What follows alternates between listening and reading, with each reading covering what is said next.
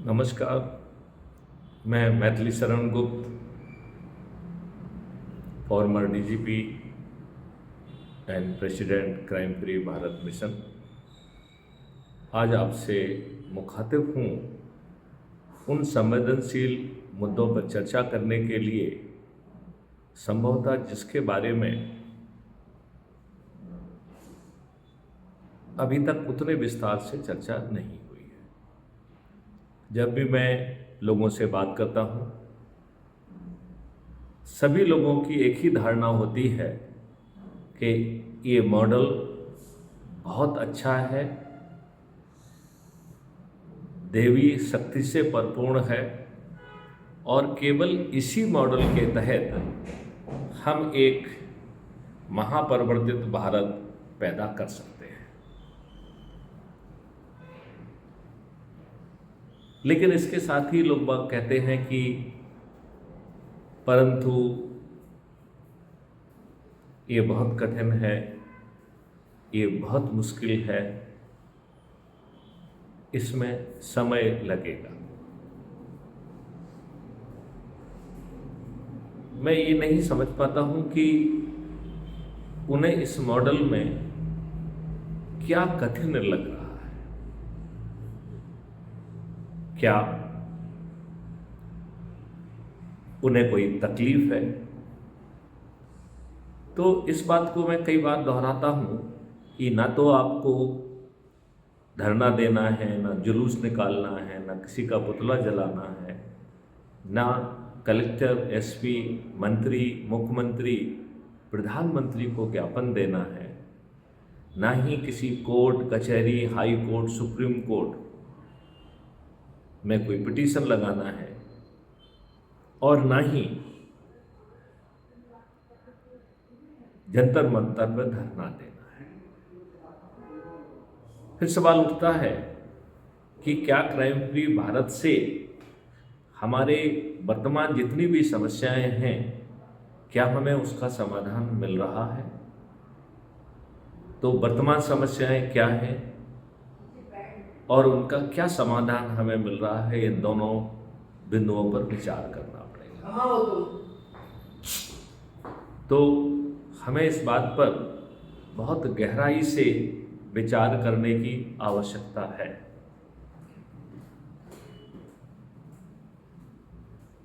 हमें ये सोचना होगा कि हमारी वर्तमान स्थिति क्या है। मेरे ख्याल से हमारी सबसे बड़ी समस्या है कि हमने अभी भी अपना तंत्र नहीं बना पाया है।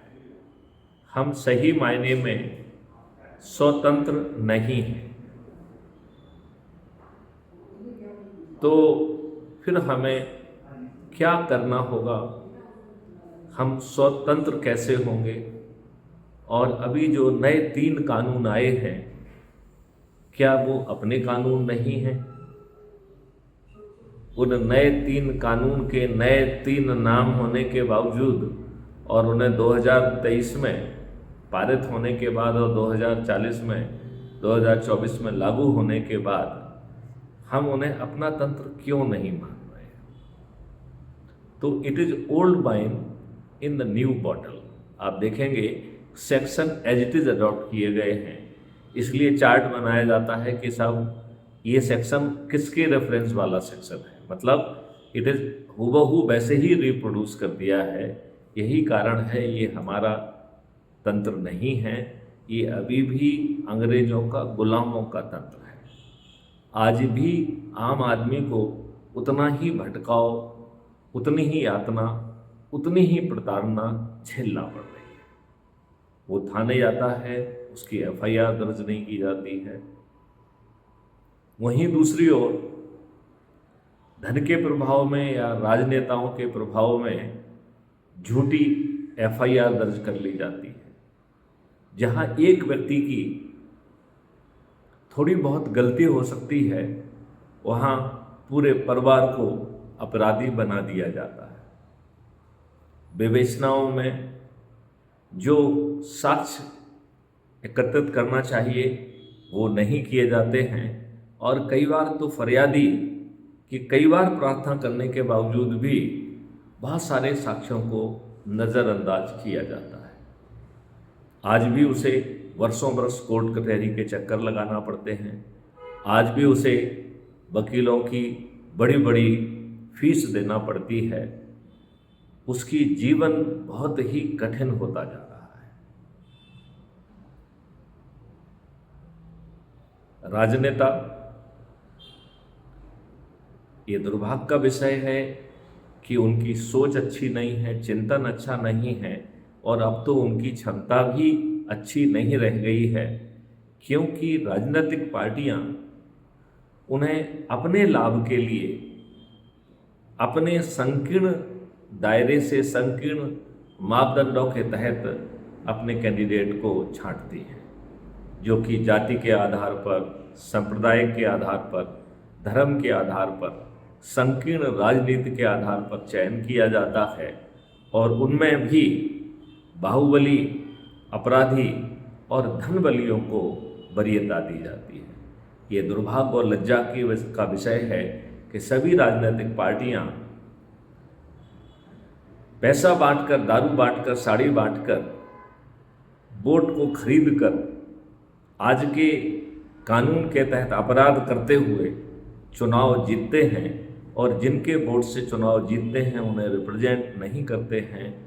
ये दुर्भाग्य, लज्जा, शर्म का विषय है कि ये राजनेता जो हमारे वोट से चुने होते हैं वो हमें रिप्रेजेंट नहीं करते हैं। वो पार्टी भिप से बने हुए, पार्टी हाई कमान के आदेशों के से बने हुए लोग हैं, और पार्टी का टिकट लेने में, जीतने में करोड़ों करोड़ खर्च करने के कारण आगे के चुनाव के लिए धन की व्यवस्था करने के लिए पहले दिन से ही आकंठ भ्रष्टाचार में डूबे हुए हैं। चुनाव में भीड़ इकट्ठी करने के लिए, अपना दबदबा बनाने के लिए इन्हें आपराधिक तत्वों पर भरोसा जताना पड़ता है, उनकी मदद लेना पड़ती है। इसके कारण आपराधिक तत्व जो है इन राजनेताओं पर हावी होते हैं। यही कारण है कि बहुत सारे राजनेता अपने मंच पर ऐसे अपराधियों को बिठाने के लिए विवश होते हैं जिनकी सही जगह जेल में है। तो बहुत सारे नेताओं की खुद की जगह जेल में है, और उनके जो सपोर्टर हैं उनमें से तो अधिकांश गुंडा टाइप के, बदमाश टाइप के, अपराधी टाइप के लोग होते हैं। चारों तरफ भ्रष्टाचार का बोलबाला है। बिना रिश्वत दिए, बिना कमीशन दिए किसी का काम नहीं होता है। क्या हमने स्वतंत्रता इसीलिए पाई थी?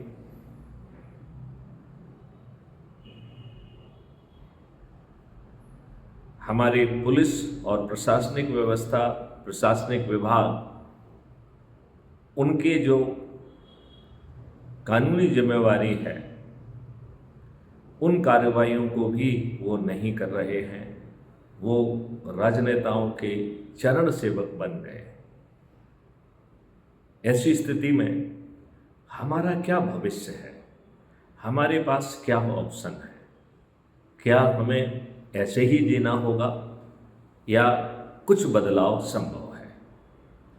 तो आज की राजनीतिक व्यवस्था के तहत इन राजनीतिक पार्टियों और इन राजनेताओं को सोच, चिंतन और क्षमता अब आपको अच्छा भारत देने की तो छोड़िए, वह आपको अच्छा राजनेता देने का भी सोच, चिंतन और क्षमता खो चुके हैं। अब सवाल उठता है कि हमारे पास क्या विकल्प हैं? क्या हमें ऐसे ही परतंत्र रहते हुए दूसरों के तंत्र से गवर्न होंगे, जहां हमारे हमें सम्मान नहीं मिलेगा, बेइज्जत किया जाएगा, अपमानित किया जाएगा, शोषित किया जाएगा? क्या हम और हमारे बच्चों को ऐसे ही भारत में जीना पड़ेगा, या हमारे पास कोई विकल्प है? तो आपके पास दो ही विकल्प हैं। या तो आज आपके चुने हुए नेता क्राइम फ्री भारत के 21 महालक्ष्यों के जो मॉडल्स बने हैं, टेक्नोलॉजी बनी है, उनको अडॉप्ट करें और उस चीज़ को और रिफाइन करने के लिए टास्क फोर्स गठित करें। और जिन महारथियों ने वर्षों वर्ष अपने जीवन के लगा दिए हैं इन विभिन्न विषयों पर साधना करने पे, रिसर्च करने पर, ऐसे भागीरथी प्रयास, ऐसे महारथी करने वाले लोगों को पहचान कर उन्हें संबंधित टास्क फोर्स का हिस्सा बनाना होगा। क्राइम फ्री भारत ने जो मॉडल बनाया हुआ है वो इन महारथियों के सहभागिता से, पार्टिसिपेशन से रिफाइन करते हुए आज जो हमारे वोट से चुने नेता हैं, हमें उनके माध्यम से ही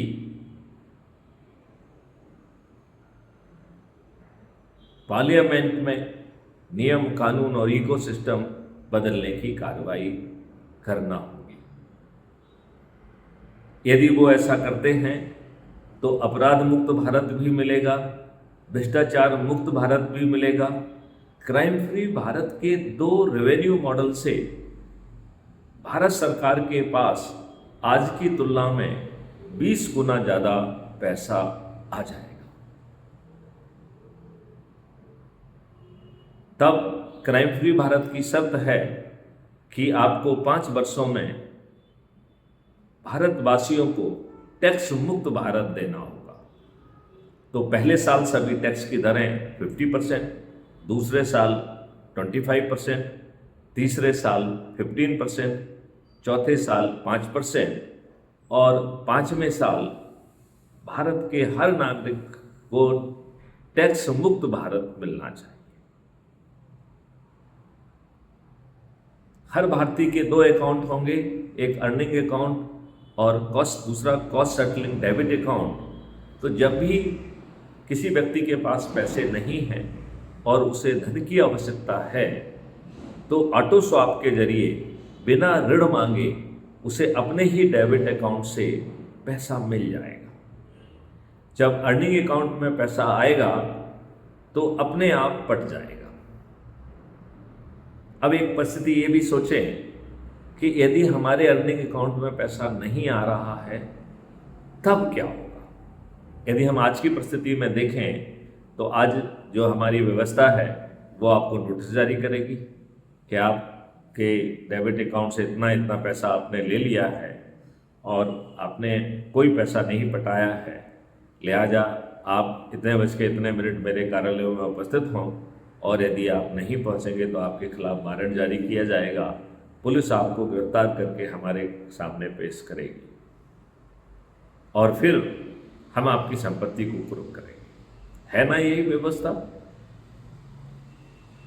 क्या क्राइम फ्री भारत की व्यवस्था इससे भिन्न होगी?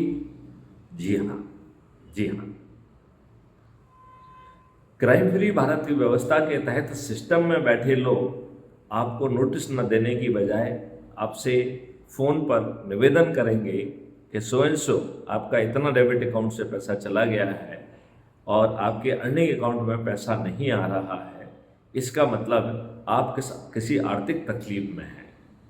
हम आपके साथ बैठ के मंत्रणा करना चाहते हैं और आपकी मदद करना चाहते हैं जिससे आपको समृद्धि हासिल हो सके। तो फिर व्यवस्था में बैठे लोग आपसे समय मांग के आपकी सुविधा से आपको घर जाके आपसे मिलेंगे, आपके हुनर, आपकी समस्याएं, आपकी तकलीफ आदि को समझ के उसमें जो भी आपको सपोर्ट की ज़रूरत है वो दिया जाएगा।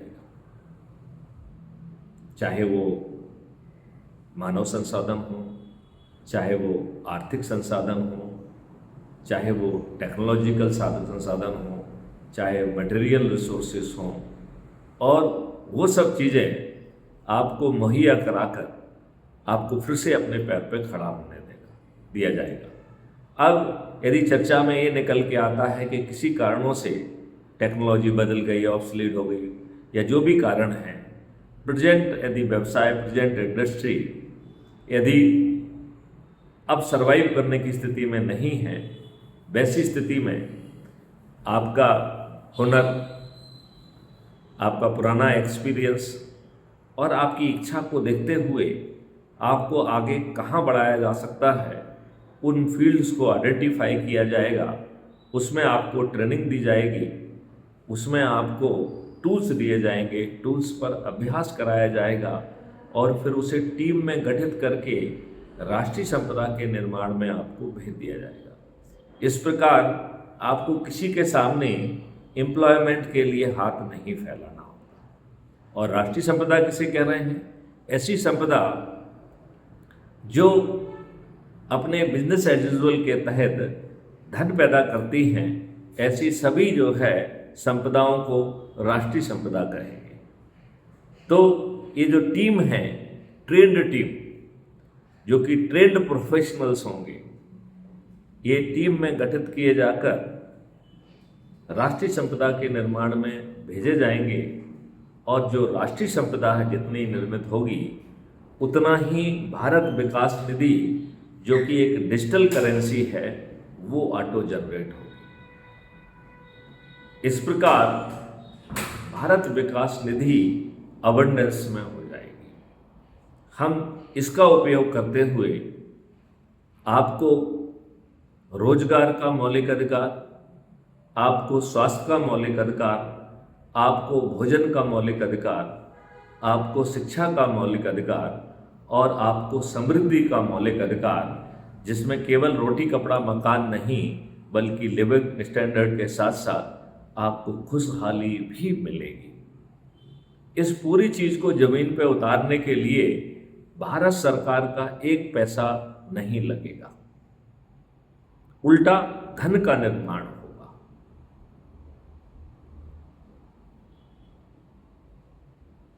क्राइम फ्री भारत के 2 रेवेन्यू मॉडल के माध्यम से भारत सरकार के पास 20 गुना पैसा आ जाएगा। इस प्रकार आपको टैक्स मुक्त और 2 अकाउंट के चलते कर्ज मुक्त भारत भी मिलेगा। तो 5 मौलिक अधिकार, अपराध मुक्त भारत, भ्रष्टाचार मुक्त भारत, खर्च विहीन चुनाव व्यवस्था, जनसंख्या नियंत्रण और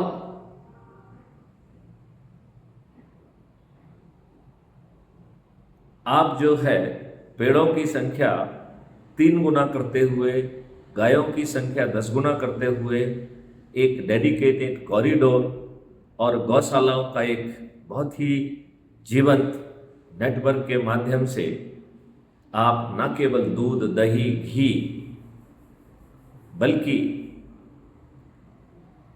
गोबर, मूत्र और माइक्रोब के जरिए बहुत जल्दी अपनी मिट्टी को जीवित कर पाएंगे।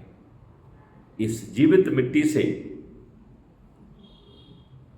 आज जो आपकी फूड चेन विषाक्त हो गई है वो विष दूर हो जाएगा। मैं इस बात को कई बार कहता हूँ कि कैंसर कोई बीमारी नहीं है।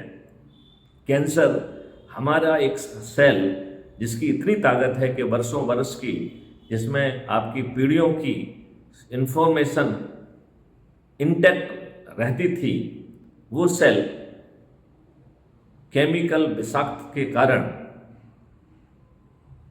जो हमने अपने सेल को प्रताड़ित किया है, उसके कारण अब हमारा सेल हमसे विद्रोह करने की स्थिति में आ गया है और उसने अपना मूल चरित्र त्याग कर बिनाइन से वो मेलाइन हो गया है, अनकंट्रोल ग्रोथ करने लगा है। यही कारण है, इसी चीज़ को हम कैंसर कहते हैं। जैसे ही सेल के ऊपर हम जो अत्याचार कर रहे हैं उसके कारणों को, कारकों को हम हटाएंगे, फिर से जो है सेल जो है वो बेनाइन होकर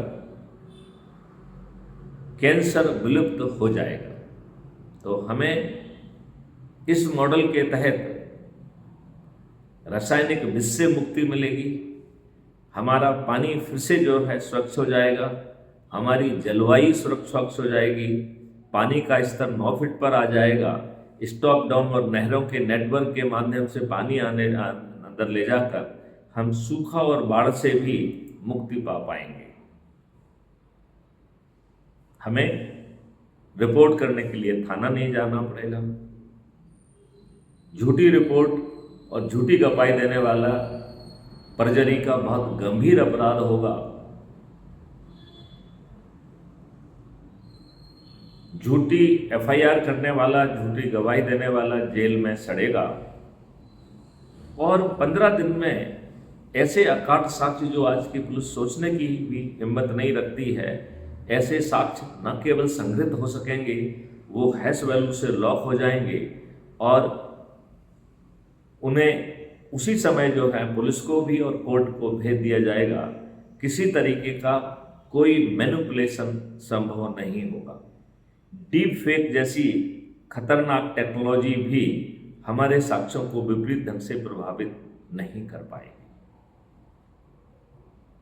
पेपर करेंसी मुक्त भारत होने के कारण भ्रष्टाचार, हवाला, टुकड़े टुकड़े गैंग, नक्सल आदि ये सभी जो है हमारी कुरीतियाँ जो है और हमारे जो नेगेटिव चीज़ें हैं ये भी विलुप्त हो जाएंगी। तो हमें अपराध मुक्त भारत भी मिलेगा, भ्रष्टाचार मुक्त भारत भी मिलेगा। यहाँ मैं आपको थोड़ा सा टोकना चाहूँगा कि अपराध मुक्त भारत का ये मतलब नहीं है कि शून्य अपराध होगा। अपराध मुक्त भारत का मतलब है कि अपराधों का आपको आभास नहीं रहेगा। अपराध क्षणिक आवेश में या अन्य कारणों से घटित तो होंगे, उनका तत्काल संज्ञान हो जाएगा। 15 दिन के अंदर अकाट साक्ष्यों के साथ चालान पेश हो जाएगा। Distributed video based trial system के माध्यम से अधिकतम 30 दिन में न्याय मिल जाएगा। अब सवाल उठता है कि मूल प्रश्न पे आते हैं कि साहब है तो सब कुछ बहुत अच्छा और हमें ऐसे ही महापरिवर्तित भारत चाहिए, लेकिन साहब है ये बहुत कठिन। तो मैं पूछता हूं कि इसमें कठिनाई क्या है। ना आपको कोई हस्ताक्षर अभियान चलाना है, ना कोई जुलूस निकालना है, ना धरना देना है, ना किसी का पुतला जलाना है, ना आपको चक्का जाम करना है, ना रेल रोको करना है, ना ही कलेक्टर, एसपी, मंत्री, मुख्यमंत्री और प्रधानमंत्री को ज्ञापन देना है, ना ही किसी कोर्ट, कचहरी, हाई कोर्ट, सुप्रीम कोर्ट में कोई पिटीशन लगाना है, ना ही जंतर मंतर पर धरना देना है। तो परेशानी क्या है?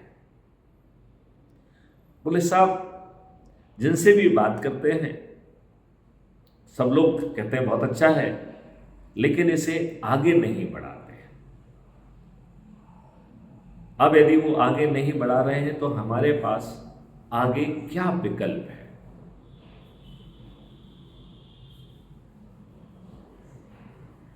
तो हमारे पास एक ही विकल्प है कि हम उनसे पूछें कि भाई साहब आपको ऐसा भारत चाहिए कि नहीं चाहिए। यदि वो कहते हैं तो हमारा उनसे कहना है कि आप शपथ लीजिए, आप संकल्प लीजिए और अपने से जुड़े लोग जो आपके परिवार के सदस्य हैं, जो आपके रिश्तेदार हैं, जो आपके मित्र हैं, जो आपके पड़ोसी हैं, जो विभिन्न संगठनों में आपके साथ काम कर रहे हैं, जिनमें आपको श्रद्धा है, जिनमें आपको श्रद्धा है, ऐसे 10-10 जो है ऊर्जावान लोगों को पहचान करके उन्हें जोड़ना है। तो ये बहुत कठिन नहीं होना चाहिए। पुलिस साहब क्या करें?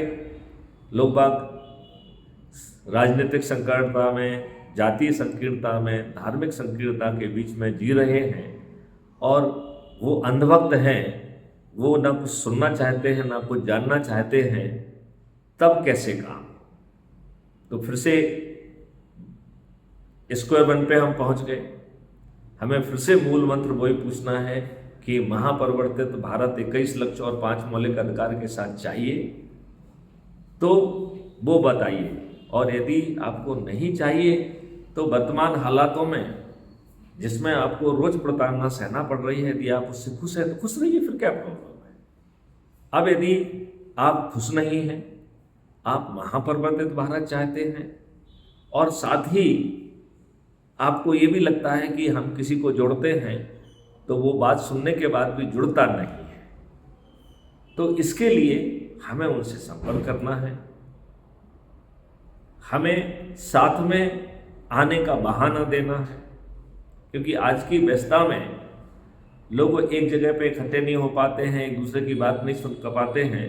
तो हमें महापरिवर्तन के लिए चाय, महापरिवर्तन के लिए भोज, महापरिवर्तन के लिए धार्मिक अनुष्ठान, महापरिवर्तन के लिए बच्चे की का जन्म दिवस, महापरिवर्तन के लिए शादी की सालगिरह आदि बहाने निकाल कर यदि हम क्राइम फ्री भारत के वीडियो देखें और लोगों से पूछे भाई साहब आपको ऐसा भारत चाहिए कि नहीं चाहिए, और वो कहते हैं हाँ चाहिए, तो उनसे कहा जाए कि संकल्प और शपथ लीजिए। वो कहेंगे साहब हम तो संकल्प और शपथ ले लेंगे, लेकिन दूसरे लोग तो नहीं जुड़ते हैं।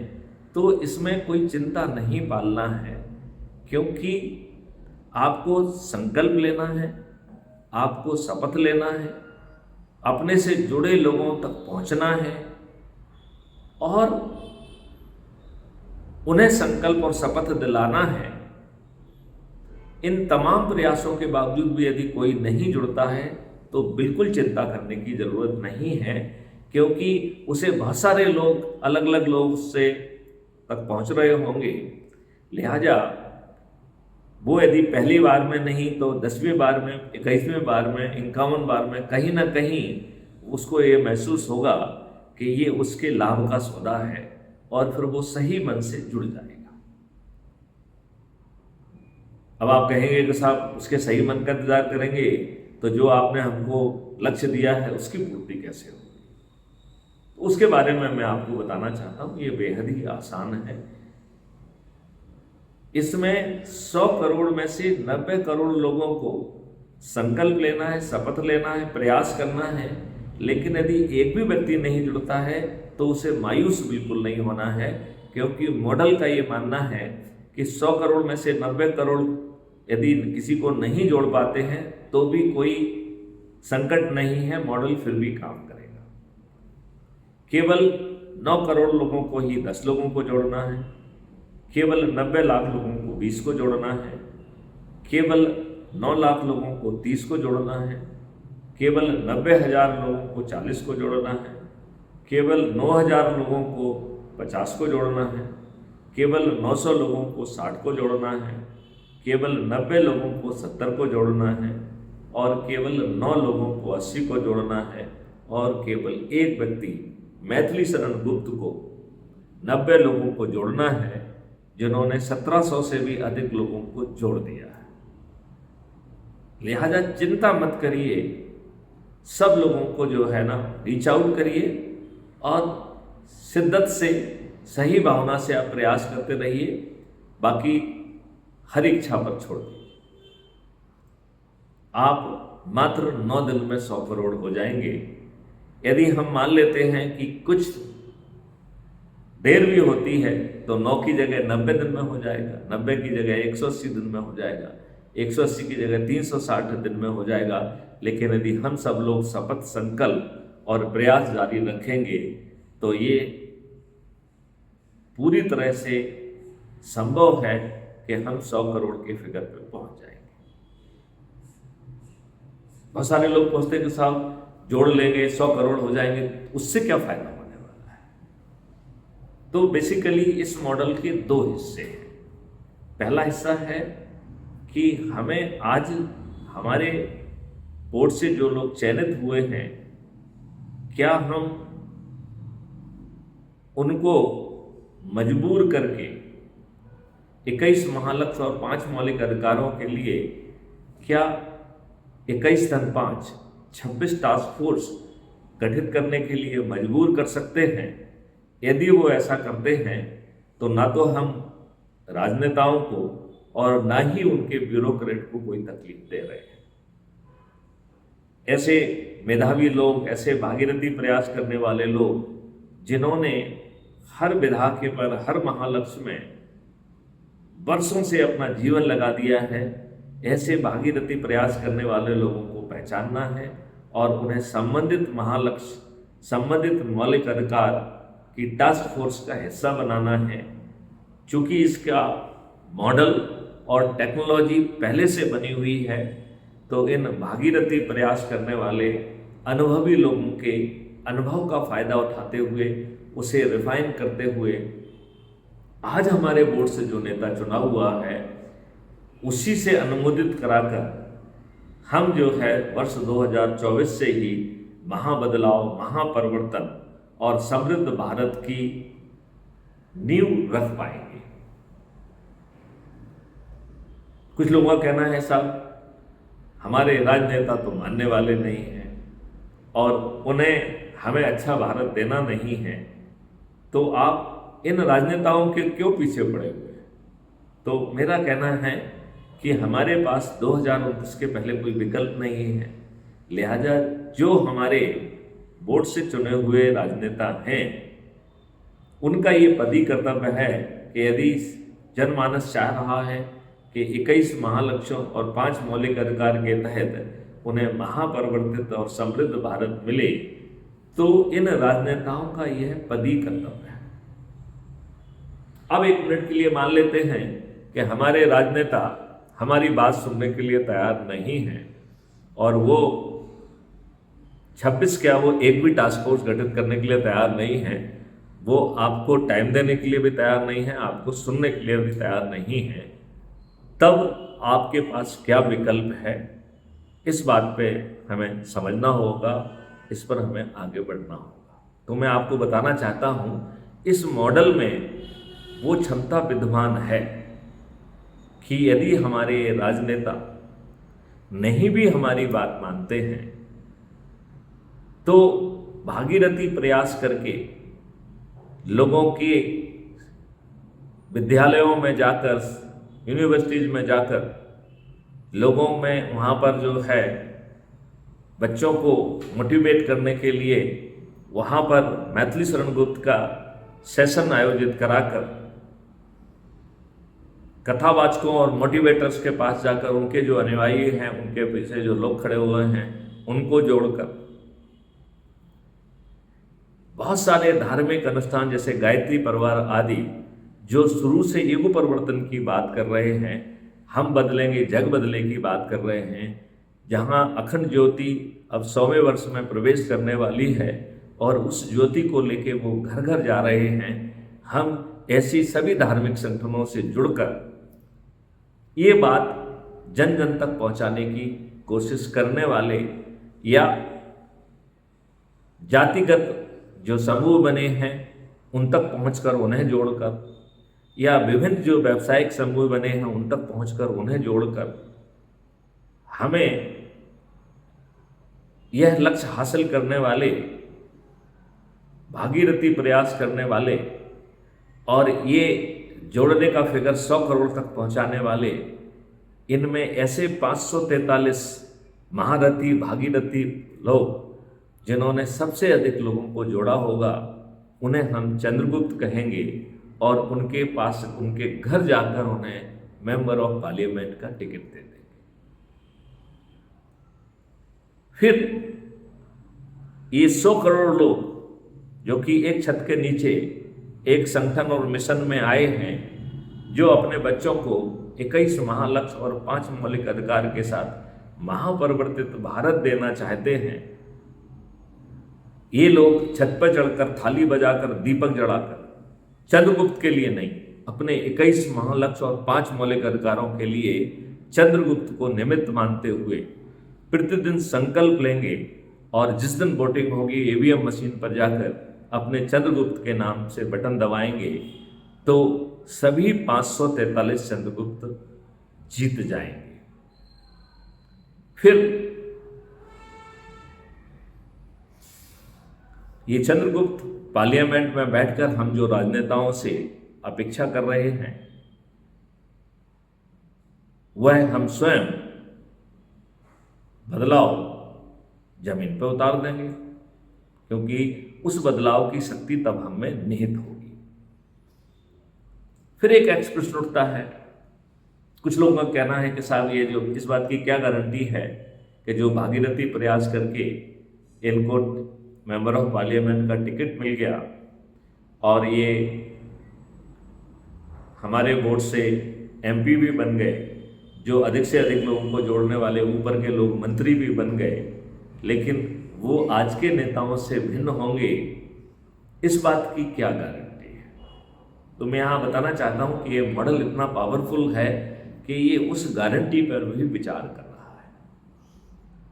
सबसे पहले पार्लियामेंट्री रूल्स जो है उसमें संशोधन करके कोई भी नियम कानून सीधे पार्लियामेंट में नहीं पहुंच पाएगा।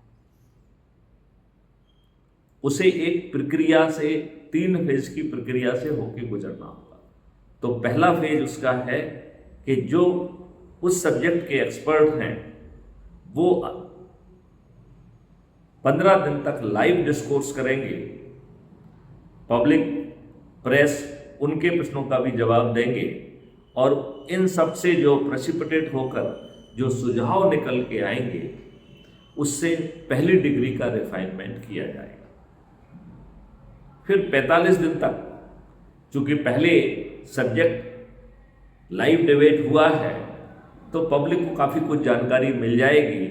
फिर पब्लिक से सभी रीजन्स में 45 दिन तक लाइव डिस्कोर्स होंगे और पब्लिक की शंकाएं, कुशंकाएं, सुझाव उनको कैप्चर करके उसके आधार पर दूसरी डिग्री का रिफाइनमेंट होगा।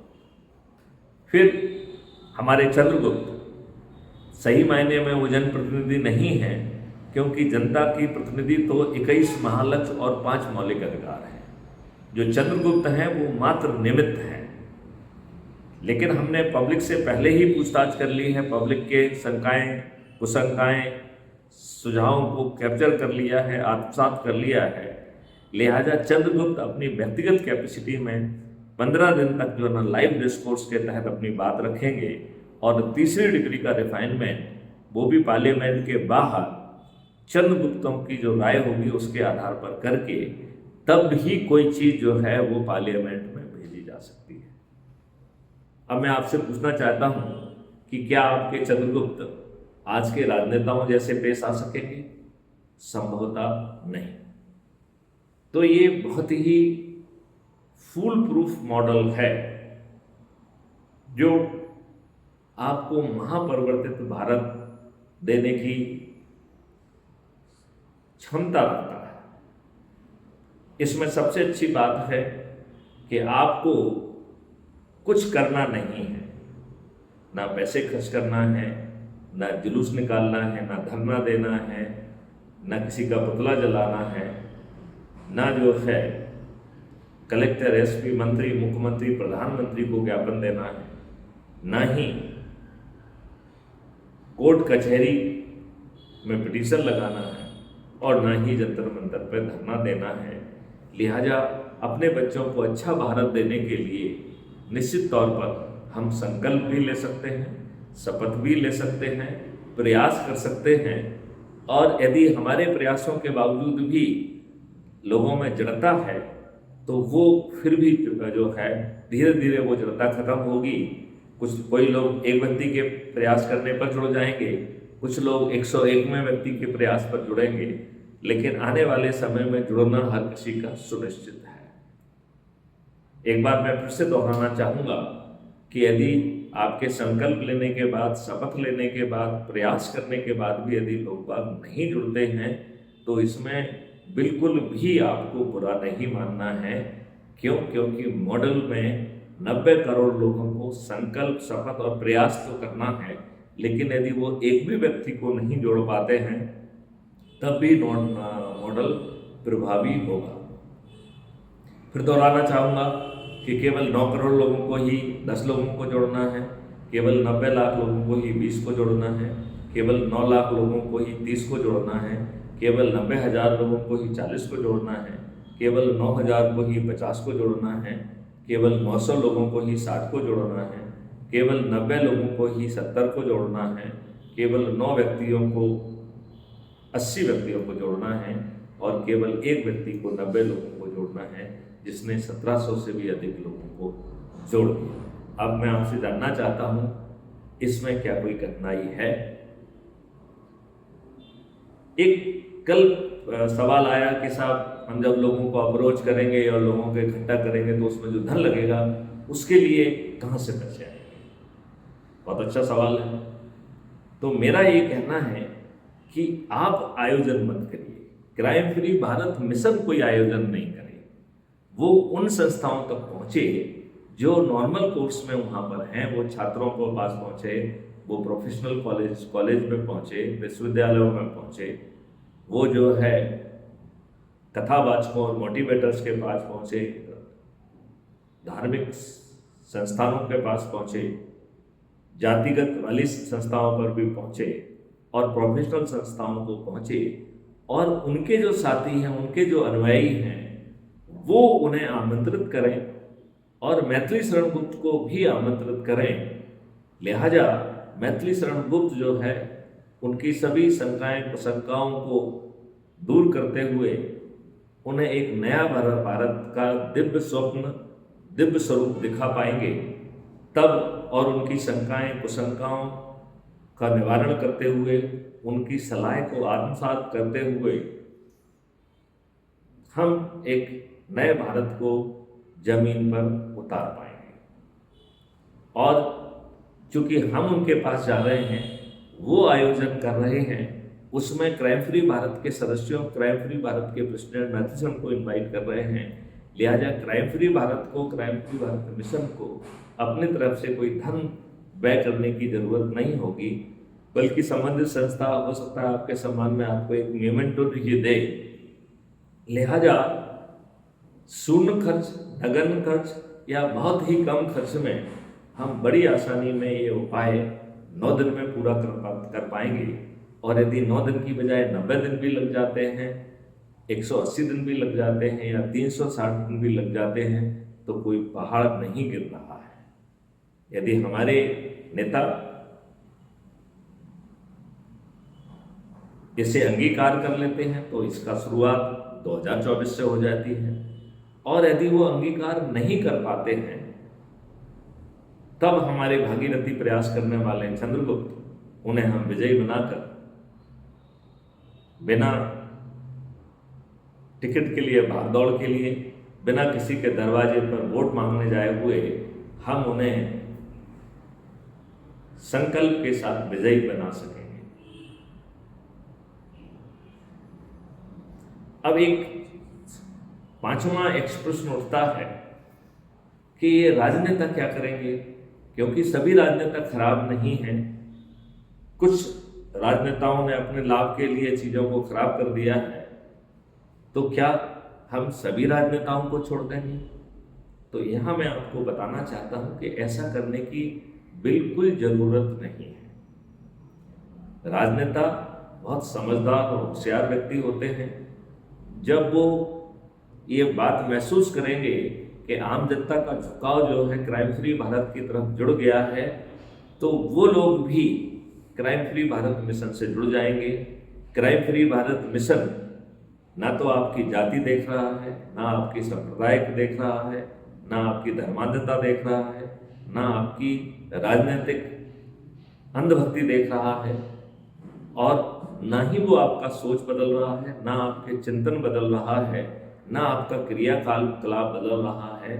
तो जो होशियार नेता है उन्हें लगेगा कि ये तो बहुत आसान मॉडल है और उनकी फॉलोइंग भी है, तो वो बहुत जल्दी जो है अपने लोगों के बीच में जाकर उन्हें जोड़कर वो मेरिट लिस्ट में भी आ जाएंगे, और वो उन्हें एमपी का टिकट भी मिल जाएगा, और मेरिट लिस्ट में आगे होने के कारण वो मंत्री भी बन जाएंगे, और उन्हें किसी के सामने हाथ नहीं फैलाना होगा। लिहाजा सब राजनेताओं के जो आज उन्हें एक डर में रहना पड़ता है कि उन्हें टिकट मिलेगा कि नहीं मिलेगा, कितना पैसा उन्हें अपने राजनेताओं के पास पहुंचाना होगा, कितना पैसा चुनाव में खर्च करना होगा। इस नए मॉडल में यदि वो सिर्फ अपने लोगों को जोड़ने के इस भागीरथी प्रयास में आगे रहेंगे, तो ना उन्हें अपने राजनीतिक आकाओं की तरफ देखना पड़ेगा, ना ही उन्हें कुछ खर्च करना पड़ेगा, ना ही उन्हें चुनाव में किसी के सामने वोट मांगने पहुंचना होगा, और वो इस सरल उपायों के तहत लोगों को जोड़कर मेरिट लिस्ट में भी आ जाएंगे, और वो जो है एमपी और मंत्री भी बन जाएंगे। ये बात अपन ऑलरेडी समझ चुके हैं कि गड़बड़ी करने की कोई स्थिति में नहीं है। लिहाजा आओ हम जो है अपने बच्चों को अच्छा भारत दें। इसके लिए मैं आपसे प्रार्थना करता हूँ कि आप जो है क्राइम फ्री भारत ऐप को डाउनलोड करें, जो कि हमारे हर मैसेज में उसकी लिंक दी गई है। आप crime free Bharat YouTube channel को भी सब्सक्राइब करें, और सब्सक्राइब करने के बाद उसे देखने का तरीका मैं आपको बताता हूँ कि सब्सक्रिप्शन का जो टैब है उसको क्लिक करिए, ऊपर आपको क्राइम फ्री भारत मिशन मिल जाएगा। जैसे ही आप उसे क्लिक करेंगे तो विजिट चैनल आएगी। विजिट चैनल को क्लिक करने पर आप जो है चैनल के अंदर होंगे और फिर आप अपनी सुविधा के अनुसार उसे देख पाएंगे। क्राइम फ्री भारत के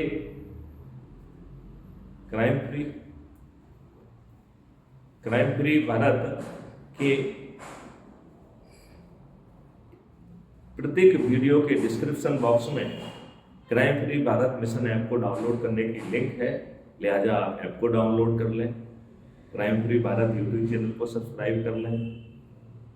हम जो है टेलीग्राम का क्राइम फ्री भारत का जो ग्रुप है उसकी भी लिंक दे रहे हैं, तो Telegram crime free Bharat group में जुड़ जाएं, क्योंकि उसमें 2 लाख तक का ग्रुप बन सकता है और 2 GB तक की हम उसमें वीडियो डाल सकते हैं। तो मेरा आपसे अनुरोध है कि आप उसका भी फायदा उठाएं। और फिर crime free Bharat web portal का भी हम लिंक दे रहे हैं, तो उससे पोर्टल पर जाइए, सभी डॉक्यूमेंट को पढ़िए, समझिए और इसे अंगीकार करिए। अब मैं शिक्षा जगत से, कथावाचकों और मोटिवेटर से, सभी धार्मिक संस्थानों से, विशेष तौर पर गायत्री परिवार से, पतंजलि परिवार से, ब्रह्म कुमारी परिवार से, ईसा फाउंडेशन से, श्री श्री रविशंकर जी से, मुरारी बापू जी से, आसाराम बापू से भी, कि जो धार्मिक संगठन हैं, कृपया आप अपने ग्रुप में हमको जोड़ें, हमारी यूट्यूब चैनल को सब्सक्राइब करें, उसके वीडियो सुनें, और यदि आपको लगता है कि हम इसमें पार्टनर हो सकते हैं तो कृपया जरूर जुड़ें। एक बार फिर से मैं राजनीतिक संगठनों को अनुरोध करना चाहूँगा कि ये आपके लिए भी लाभ का सौदा है। आप जिस पार्टी में हैं, जो काम कर रहे हैं वो सब करते रहिए, साथ में क्राइम फ्री भारत मिशन से जुड़ जाइए। चूँकि आपकी बहुत फॉलोइंग है, लिहाजा आप कम भागीरथी प्रयासों से भी मेरिट लिस्ट में आ जाएंगे, आप चंद्रगुप्त बन जाएंगे, और बहुत साधारण एफर्ट से आप उन 543 की मेरिट लिस्ट में भी ऊपर आकर मंत्री भी बन जाएंगे और MP भी बन जाएंगे। और इस बार जो है आप किसी पार्टी विप से बंधे नहीं होंगे, लिहाजा आप अपने बच्चों को, अपने देशवासियों को 21 महालक्ष्यों के साथ अपराध एवं भ्रष्टाचार मुक्त भारत, टैक्स मुक्त भारत, कर्ज मुक्त भारत सहित रोजगार का मौलिक अधिकार, स्वास्थ्य का मौलिक अधिकार, भोजन का मौलिक अधिकार, शिक्षा का मौलिक अधिकार और समृद्धि का मौलिक अधिकार दे पाएंगे। जय हिंद, जय भारत, वंदे मातरम, जय गुरुदेव।